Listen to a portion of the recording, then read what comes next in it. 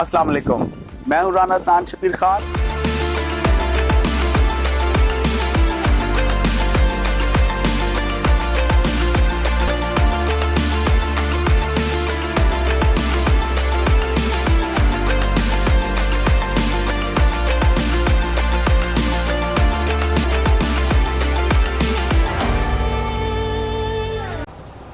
अस्सलाम वालेकुम, मैं हूं राना तान शबीर खान और आप देख रहे हैं नुआए फिक्र।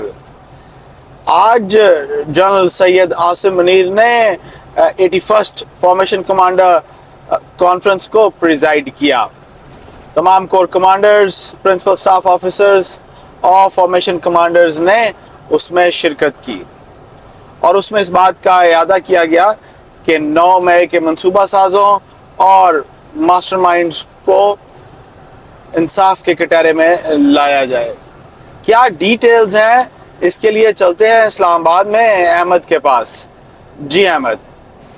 जी राना साहब, कोर कमांडर्स मीटिंग हुई और उस मीटिंग में चीफ आर्मी स्टाफ ने वाज़ेह तौर पे कहा कि जो 9 मई के परपरेटर्स हैं, जो भी उसमें लोग मुलव्वस हैं, जो उनके सहूलतकार हैं, जो कोई उनको बैक करने वाले हैं, तमाम को बड़ी सख्त और कानूनी तरीके से निपटा जाएगा। बड़ी वाज़ेह सी बात है, इसमें पहले भी हम बात कर चुके हैं कि आर्मी के जो जवान, जो लोग, जो अफसरान घरों से बाहर होते हैं, वो सेफ महसूस नहीं करते कि उनके बच्चे जो हैं और उनकी फैमिलीज जो हैं, ख्वाह वो बॉर्डर पर लड़ रहे हों, ख्वाह उनकी पोस्टिंग कहीं पे भी हो, क्योंकि जहाँ कहीं कैंट हैं वो बहुत सारे ऐसे फौजी हैं जिनको ऐसे इलाकों में जाके काम करना पड़ता है कि वो फैमिलीज के साथ नहीं होते। तो ऐसी सिचुएशन में कश्मीर है, जैसे बॉर्डर है, कोयटा है, बलोचिस्तान है और बाकी इलाके हैं। फिर साल में 2-3 महीने का आपको पता है कि एक्सरसाइजेस का भी टाइम आता है जिसमें पूरी यूनिट मूव कर जाती है। तो उस सारे अरसे में जो फौजी जवान हैं, उनकी फैमिलीज हैं, वो घरों में अकेली होती हैं, तो वो सेफ महसूस नहीं करते कि अगर किसी एक के भी घर पे हमला हो जाए। इसलिए जो अमन अमा की सूरत हाल है उसको बड़ा स्ट्रिक्टली कंट्रोल किया जाता है आर्मी के कैंट्स के अंदर। इसलिए वहाँ पे दुनिया के कानून लागू नहीं होते उस तरीके से, बाकी अपनी जगह पे हैं। लेकिन जब भी हम इन्फ्लेशन का डेटा इकट्ठा करते हैं या ऐसी चीज़ें डेटा इकट्ठा करते हैं तो उसमें हम जो इन्फ्लेशन आर्मी एरियाज में होती है उसको काउंट नहीं करते, या ऐसी जगहों पे उनको कंसिडर नहीं किया जाता। शहरों का, दूसरे शहरों का डाटा लिया जाता है। अर्ज करने का मकसद ये है कि उन एरियाज को दूसरों से डिफरेंट और सेफ रखा जाता है। यही अमेरिका का कानून है, ये बाकी दुनिया में भी ऐसे, जो पाकिस्तान का खास नहीं है। अब अर्ज करने का मकसद ये है कि वहाँ पे सेफ्टी एंड सिक्योरिटी जरूरी है। ये बात हम पहले भी कई दफा कर चुके हैं। अब उनके घरों पे कोई हमला करे, अब अल्टीमेटली ये भी हुआ कि खान साहब ने भी अपने आप को डिस्टेंस कर लिया, इन्हें अलग कर लिया। उन्होंने कहा मैंने किसी को नहीं कहा था कि जाके हमला करे, और जो लोग हमला करने वाले भी थे वो भी, और जो उनके लीडरान भी थे, उस पर भी कई ऐसे पेपर आए हैं जिसमें कहा गया है कि रियासमी राशिद खड़ी होकर ऐलान कर रही है कि वापस चले, मुजाहरा हो गया, हमने अपना एहतजाज रिकॉर्ड कर दिया, वापस चले। अब वो उन्होंने तो कह दिया वापस चलें, लोग वापस नहीं गए और वापस कहीं पड़े, किसी ने इश्तिहार दिया, अंदर घुस गए, जो कुछ भी किया बाद में फिर वो अपनी उन्होंने कारनामे फेसबुक पे और ट्विटर पे भी डाले और सबको पहचान भी हो गई। अब वो सारे पकड़े गए तो हैं, तो खैर वो सारे पीटीआई के ही, लेकिन ये कोई सबूत नहीं है कि अभी तक तो कोई सबूत ऐसा नहीं था कि किसी को खान साहब ने कहा या किसी लीडर ने उकसाया या उनके कहने पे हो गए। तो बहरहाल ये सारी वो लंबी डिस्कशन है, लेकिन अर्ज ये करना है कि आर्मी ने कहा है कि वो सख्ती से इसको निपटेंगे और ये जरूरी भी, इसमें कुछ दूसरी राय नहीं होनी चाहिए। जी राना साहब। कल सुप्रीम कोर्ट के वकील अब्दुल रजाक साहब, जो कि कोयटा से बिलोंग करते थे, कोयटा में एयरपोर्ट रोड पर उनको फायरिंग करके शहीद कर दिया गया। वो इमरान खान साहब के खिलाफ एक मुकदमे में पिटिशनर भी थे और 7 जून को उस मुकदमे की हेयरिंग भी ड्यू थी। इमरान खान साहब की किस्मत खराब थी या मैं इसमें कुछ नहीं कह सकता, ये तो खैर वक्त आने पर पता चलेगा। लेकिन इसकी क्या डिटेल्स हैं और क्या तफसीलात हैं, चलते हैं अहमद से पूछते हैं। जी अहमद। जी राना साहब, इमरान खान साहब के ऊपर आर्टिकल 6 के हवाले से केस फाइल हुआ कोयटा में। अब्दुल रजाक शर एक वकील थे जो उसकी पैरवी कर रहे थे खान साहब के खिलाफ। अभी वो केस स्टार्ट नहीं हुआ था तो वो जो वकील थे उनको किसी ने गोली मार दी। अब उनकी फैमिली जो है वो उन्होंने FIR रजिस्टर करवाई। उससे पहले तारड़ साहब ने प्रेस कॉन्फ्रेंस की और उन्होंने कहा कि खान साहब इसमें डायरेक्टली इन्वॉल्व है। उसके बाद से FIR में खान साहब का नाम दे दिया गया। अब بہت سارے لوگوں کا یہ کہنا ہے کہ خان صاحب کا اس کیس سے کوئی تعلق نہیں، اس میں کوئی لینا دینا نہیں، لیکن ایف آئی آر میں نام آ گیا ہے، وہ کیسے پروسیڈ ہوتا ہے وہ ایک لمبی چوڑی سچویشن ہوگی، اور ہیومن رائٹس کی وائلیشن بلا بلا بلا بہت ساری چیزیں اس میں ہو سکتی ہیں۔ باتیں سننے میں یہ آ رہی تھیں کہ شاہ محمود قریشی صاحب کو اس لیے چھوڑا گیا ہے کہ خان صاحب کو اب اریسٹ کیا جائے گا، ہاؤس اریسٹ یا دوسرا کوئی بھی اریسٹ کیا جائے گا، اور اس اریسٹ میں اس کے بعد سے شاہ محمود قریشی صاحب پارٹی کو چلائیں گے اور خان صاحب اریسٹ رہیں گے۔ یہ باتیں سننے میں آ رہی تھیں کچھ دنوں سے، نمبر 1۔ نمبر 2، سننے میں یہ بھی آیا ہے کہ یورپین یونین نے پریشر ڈالا ہے، ان کے سفیر آ کے ملتے رہے ہیں، خان صاحب سے بھی اور آسٹریلیا کے سفیر بھی ملے۔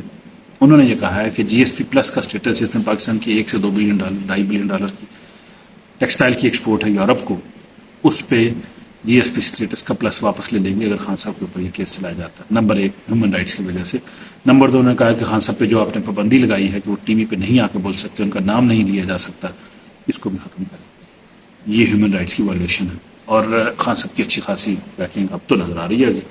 یہ باتیں سننے میں آ رہی ہیں، اور سننے میں یہ بھی آیا ہے کہ ہنا ربانی خر جو ہیں اس وقت یورپ کے دورے پہ ہیں، اور وہاں جا کے وہ کنونس کرنے کی کوشش کر رہی ہیں یورپین کنٹریز میں کہ ہم کوئی ایسی وائلیشن نہیں کر رہے۔ تو میرا خیال ہے کہ یہ بات بھی سنی جا رہی ہے کہ اب تک خان صاحب نے اریسٹ ہو جانا تھا، اور فارمیشن کمانڈرز کی میٹنگ جو آج ہوئی ہے، سنا ہے کہ اس کے بعد سے اریسٹ ہونا تھا۔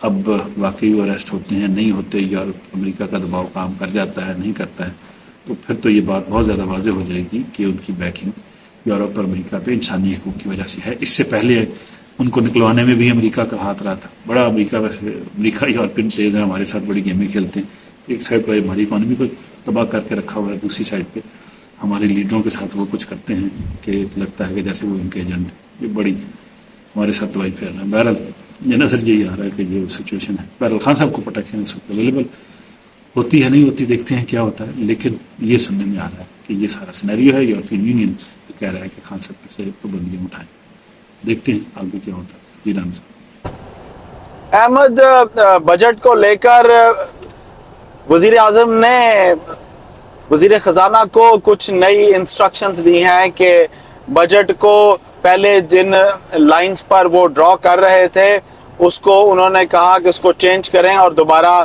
آئی ایم ایف کی پالیسیز کو اس کے اندر دوبارہ انٹرٹین کریں، جو کہ ایک اچھی چیز نہیں ہے، کیونکہ جو ریلیف انہوں نے پلان کیے تھے حکومت نے عوام کو دینے کے لیے، وہ آئی ایم ایف کے پیکج میں تو نہیں ہے۔ آئی ایم ایف کے پیکج میں تو عوام کا سانس لینا بھی مشکل ہو جائے گا۔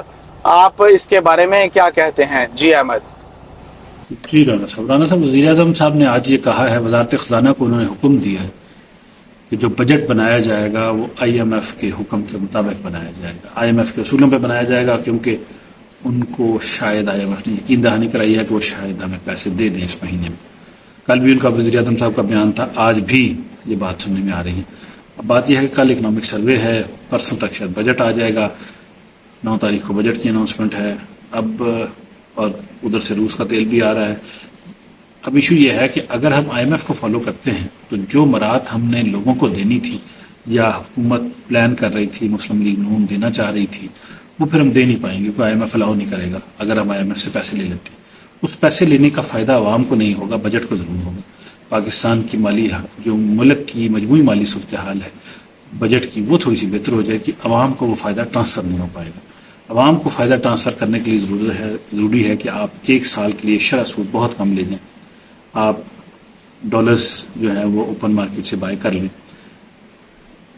آپ جو ہے باقی جو مراعات ہیں، سبسڈیز ہیں، تنخواہیں بڑھا دیں، 30 سے 40% اس وقت اتنی ہی بنتی ہیں، پڑھائی پر 20-25 سے آ رہی ہیں۔ تو کہنے کا مقصد یہ ہے کہ اس سارے سینیریو میں جو عوام کو ملے گا وہ بہت کم فائدہ ہوگا۔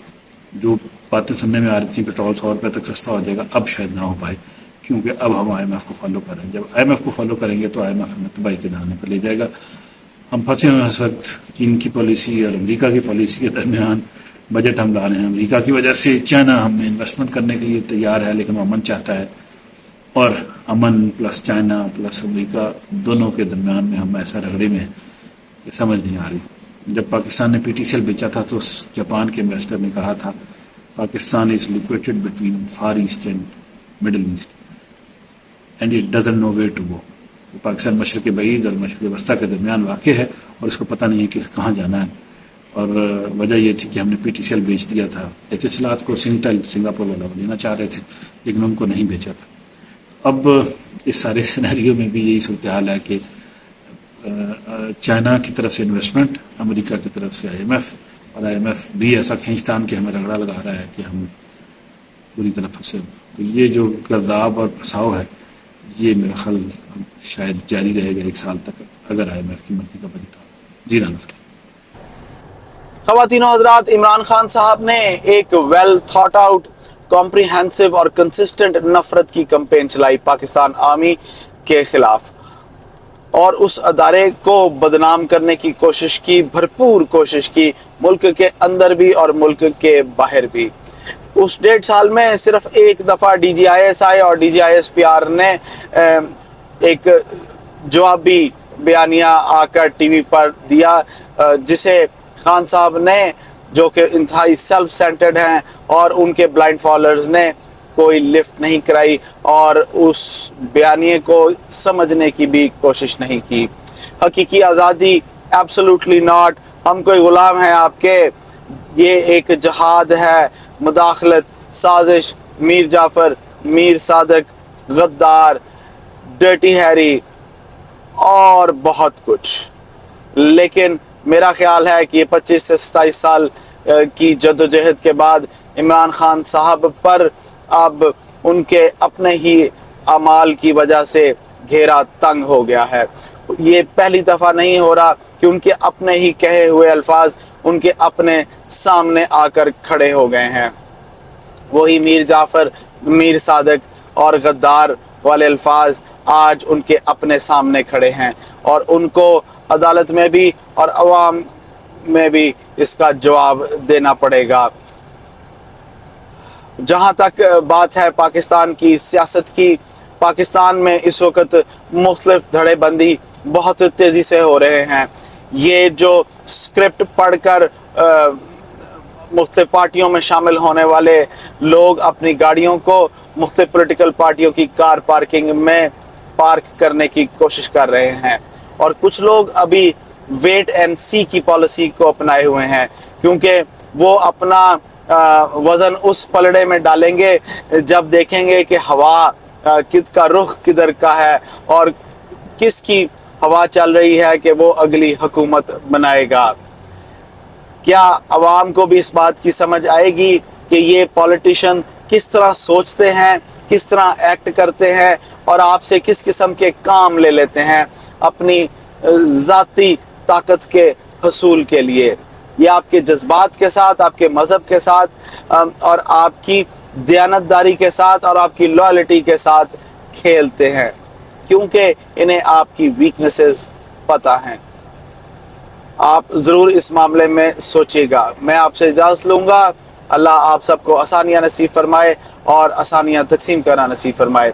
अस्सलाम वालेकुम।